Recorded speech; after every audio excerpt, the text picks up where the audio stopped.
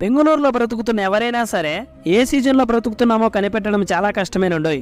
ఎందుకంటే ఈ రోజుల్లో నమ్మిన మనుషులే క్షణాల్లో మారిపోతున్నప్పుడు పైనున్న ఆకాశంలో పెద్దగా మార్పులు వస్తే ఆశ్చర్యపోనక్కర్లేదనుకోండి. ఉన్న క్లైమేట్ని బట్టి ఎప్పుడు వాన వస్తుందో తెలియదు, ఎప్పుడు గాలి వేస్తుందో లేదో తెలియని పరిస్థితుల్లో బ్రతికేస్తున్నాము. హలో గాయస్, నేను మీ రాజు. అందరూ మంచిగా ఉన్నారని అనుకుంటున్నాను. క్లైమేట్ చల్లగా ఉందని చెప్పి ఫుల్గా నిద్రపోయి లేచి చూస్తే షాక్ అయిపోయానండి.